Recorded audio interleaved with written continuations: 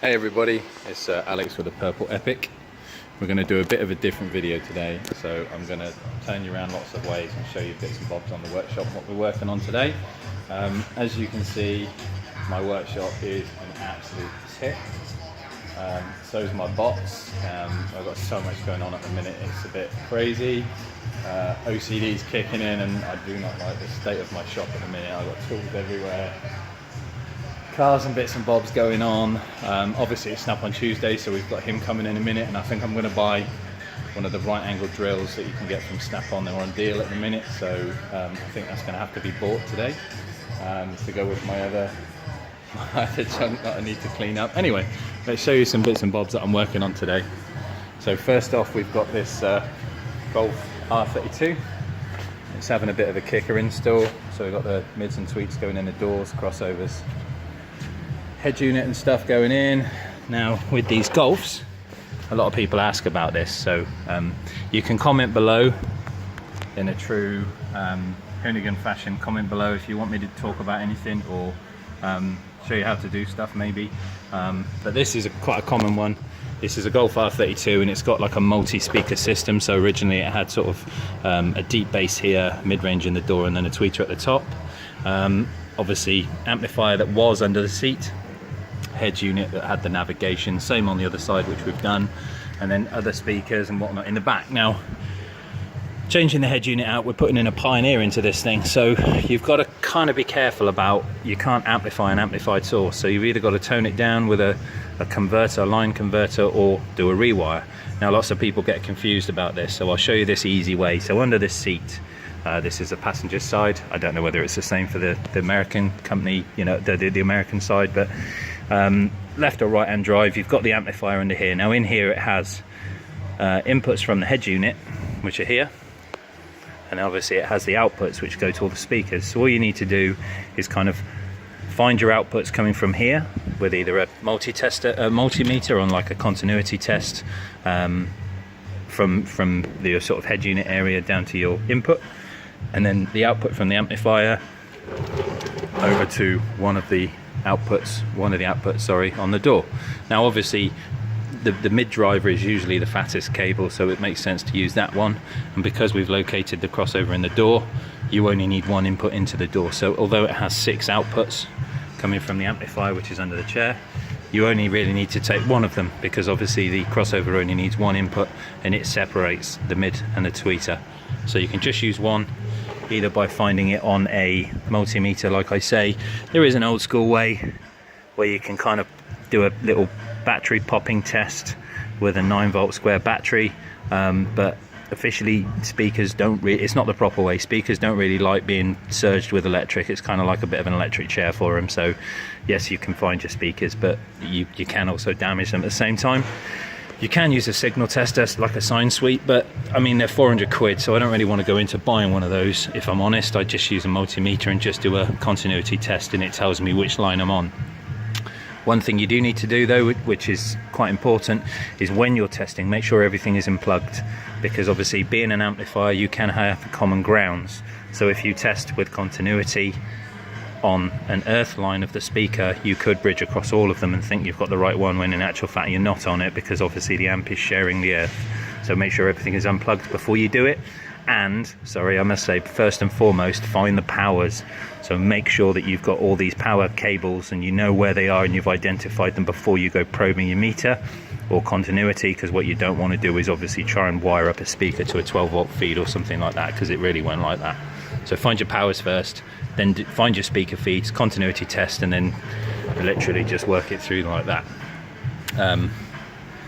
There's the other junk that's coming out of it, the mid-range driver, the amplifier, and then obviously the new kicker that we're putting into it.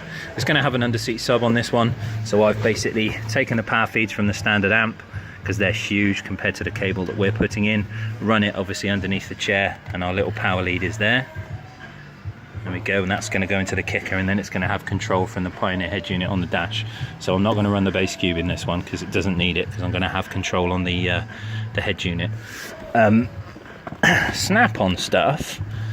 I bought recently a set of these they're meant kind of for the German market, like the VWs, the Audis, and the Mercs, and they give you these, you know, these bolts with it's not really the Torx, they're more like star or spline drive, I guess you'd call them, but they really need to make this a bit longer, because I do find that when I'm using, let's go back to the toolbox, when I'm using the extended ones, which would be these, you get a lot of twist in the bar and you don't really get the torque out to the bolt that you're trying to undo, so it's a bit of a pain in the ass. So it'd be nice of them to do something different.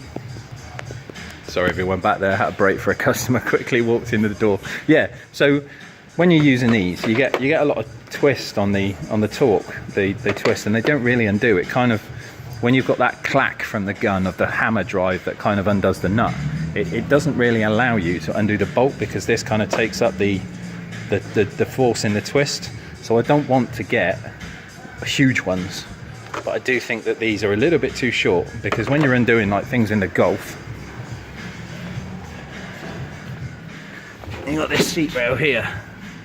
See, they are, let me just grab it off. See what I mean? It just catches the side of the seat, so you have to kind of go at a bit of a funny angle, and then just, if you're unlucky, you'll rip the thread out your spline, or even worse, do the bolt, and then you've got to try and get the thing out of the car, which is a nightmare. Anyway, so what else are we going on? I've got my truck in. This is my Land Cruiser. We just turn Buster Rhymes down a bit. He's chatting away. There we go. Right. Yeah, I've got my Land Cruiser in. The wife usually drives this, takes the kids to school and stuff, and it needed some bits and bobs doing to it. To be fair to it, I've not touched this thing in 7 years, and that's kind of like mechanic sacrilege. I'm not a mechanic, by the way, but anyway. It's never really broke. The thing is absolutely awesome. It just keeps going and going and going, but it's finally time for a bit of TLC. So the one thing we did have was a valve in the rack failed. So turning left, it started to get really stiff. So obviously one of the valves had failed. I managed to buy a new rack. But in the age-old getting rusty bits and bobs off, I snapped the input pipes because they were sea-solid. And now I'm waiting 3 days for them, so the car's stuck in here, obviously, with a want for parts, making my floor extremely dirty, tools everywhere, and a job that I can't get rid of for a few days, which does my nut in. Also, to get past the fan, you're probably getting blown about. Rear lights, redone all the rear lights, because the back of these metal plates, they corrode out, so I've replaced those lights. I've got new fog lights coming too, and headlight this side. Nothing wrong with the other one, it did work, but it started to fog up on the top of the light. So I bought a new one for this side, and I'll polish out the other one, because this one actually is much newer than the one on the right side. Oh, and the washer bottle. He's down there. They're famous for leaking and blowing the pumps out, so I've had all that apart as well and cleaned out the bottle and redone all the bits and bobs on there. So hopefully we should have washer jets working perfectly well again, because obviously you need to see where you're going. But yeah, if you ever want a vehicle that goes on and on and on and on, get a Land Cruiser. Awesome bit of kit. You know, the UN say if you want to go off-roading, use a 4x4. You take a Land Rover. If you want to come home alive, they say take a Toyota, which is quite true. This one's got a little sub box in it, and Pioneer speakers throughout. Obviously the little cameras front and rear as well. Look. Little dash cams. As the driving gets worse in this country, you've got to protect yourself a little bit. And TV up there for the kids. And there's the rest of it inside. So I can't really be angry at it. I've obviously chained the steering wheel in position so I don't move the rack position. I'm going to have to get it optilined anyway when I finish the car, but for now it can still stay still. But yeah, so I don't know what else to talk about really. Obviously until Snap-on comes and we start buying tools and things like that, that's pretty much it. But yeah, as you can see, it's an absolute mess around here. Oh, and I hate it.